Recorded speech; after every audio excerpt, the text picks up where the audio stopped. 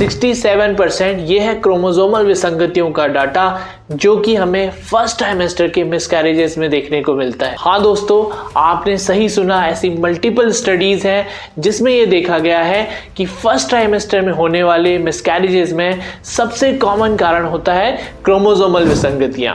लगभग 5 में से 1 प्रेग्नेंट वुमेन में मिसकैरेज होता है। अगर आप किसी 5 प्रेग्नेंट वुमेन को जानते हैं तो स्टैटिस्टिकली उसमें से किसी एक को इस फेज के थ्रू गुजरना पड़ेगा। लेकिन एक अच्छी बात भी है, अकॉर्डिंग टू डैनिस स्टडी 25% ऐसे केसेस हैं जिन्हें हम प्रिवेंट कर सकते हैं। आइए शुरू करते हैं। अब मैं आपको वो बात बताऊंगा जो कि हर रेडियोलॉजिस्ट अपने अल्ट्रासाउंड क्लिनिक में फेस करता है, यानी कि 10 से 14 दिन बाद हमने प्रेग्नेंट पेशेंट को वापस बुलाया लेकिन हार्ट बीट नहीं आई।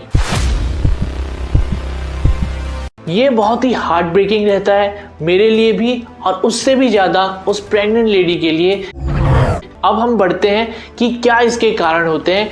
According to Cell journal study जो कि 2024 दिसंबर में पब्लिश हुई है, जो कि 7000 प्रेग्नेंट वुमेन्स में की गई है, उसका मानना है कि 67.25% लेडीज में ये कारण होता है क्रोमोसोमल एनोमलीज की वजह से। जिसका मतलब है कि यानी कि मेल में जो स्पर्म बन रहे हैं और फीमेल में जो ओवम बन रहे हैं उसको बनने के दौरान कोई ना कोई दिक्कत आती है, जिस कारणवश ये हमारा फर्टिलाइजेशन और जो भ्रूण बनता है वो वीक रह जाता है या प्रॉपर्ली डेवलप नहीं हो पाता। और इस जेनेटिक कारण को हम अल्ट्रासाउंड के द्वारा नहीं पकड़ सकते हैं, इसके लिए जेनेटिक टेस्टिंग की आवश्यकता पड़ती है। एज अ रेडियोलॉजिस्ट अगर आप भी किसी मिसकैरेज जैसी सिचुएशन से गुजरे हैं तो मैं आपको क्लियरली बता सकता हूं कि इसमें आपका कोई फॉल्ट नहीं है।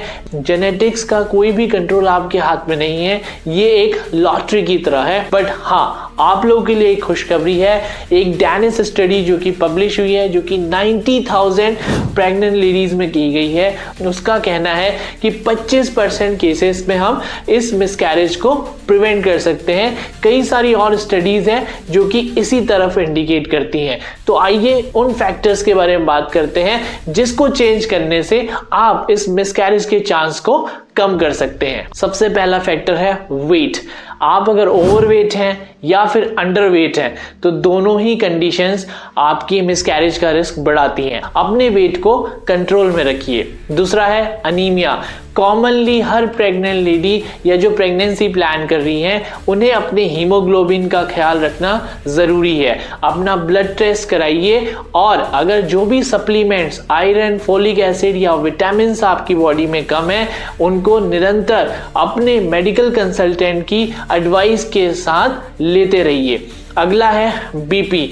ये अक्सर देखा गया है कि प्रेगनेंसी में अगर बीपी बढ़ता है तो बच्चे में मिसकैरेज होने के चांसेस बढ़ जाते हैं, इसलिए बीपी की कंट्रोल मॉनिटरिंग और बीपी को कंट्रोल में रखना बहुत ज़रूरी है। अगला है थायराइड डिसऑर्डर्स। हाइपोथायराइड हो या फिर हाइपर यानी कि ज़्यादा थायराइड होना या कम थायराइड हार्मोन होना, दोनों ही बच्चे के लिए हानिकारक माने जाते हैं। तो आपको अपने थायराइड हार्मोन की जांच करानी चाहिए और जिस भी हिसाब से आपका हार्मोन का लेवल आए उस हिसाब से सप्लीमेंट्स लेने चाहिए। बट डॉक्टर की कंसल्टेशन के बिना खुद से कोई भी मेडिकेशन स्टार्ट मत करिएगा। अब मैं आपको कुछ लाइफस्टाइल मॉडिफिकेशन फैक्टर्स बताऊंगा जो आपकी प्रेगनेंसी में आपको हेल्प करेंगे। अगर आप अल्कोहल, टोबैको या स्मोकिंग करते हैं तो उन्हें तुरंत छोड़ दीजिए। अगला है अपने स्ट्रेस को कम करिए। मेडिटेशन और योगा का प्रयोग कर सकते हैं और कोई भी फिजिकल और हैवी वर्क को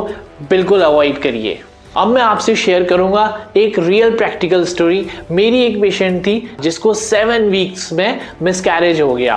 फिर उसने प्री कॉन्सेप्शन की एक काउंसलिंग ली, उसने अपना 8 kg का वेट लूज किया। वो स्मोक करती थी, उसने स्मोकिंग छोड़ दी और योगा किया और स्कैन कराया तो उसका बेबी एकदम हेल्दी था, उसकी हार्ट बीट भी एकदम हेल्दी थी और हमने उसकी कंटिन्यूस ग्रोथ मॉनिटरिंग की। फाइनली बेबी भी अच्छे से डिलीवर हो गया और करेंटली वो 18 मंथ्स का है और एकदम तंदुरुस्त है। तो जैसा कि मैंने कहा, जेनेटिक्स तो आपके कंट्रोल में नहीं है, लेकिन हाँ कुछ मॉडिफाइबल फैक्टर फैक्टर्स हैं जो कि मैंने अभी आपसे डिस्कस करे, अगर आप इनका ध्यान रखेंगे तो बहुत ज़्यादा चांसेस हैं कि आपकी प्रेगनेंसी एकदम अच्छे से होगी। और जैसा कि मैं अपने पेशेंट्स को कहता हूँ, मेडिकल नॉलेज एक पावर है, आपको कोई भी गिल्ट नहीं रखना है। अगर आपको प्रेगनेंसी लॉस हुआ है, जैसे कि मैंने आपको बताया 67% केसेस में ये क्रोमोसोमल है, कोई भी आपका कंट्रोल नहीं है, ये नेचर के कंट्रोल में है।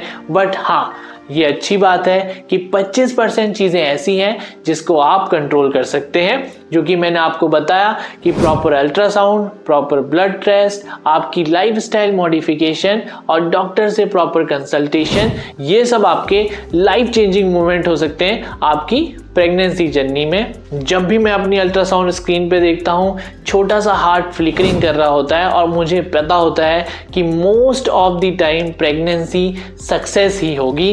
कुछ ही ऐसे केसेस होते हैं जिसमें हमें डिलेड हार्ट बीट मिलती है, या अनफॉर्चुनेटली बहुत कम अमाउंट ऑफ केसेस ऐसे होते हैं जिसमें फीटल हार्ट बीट आती ही नहीं है, यानी कि मिसकैरेज हो जाता है।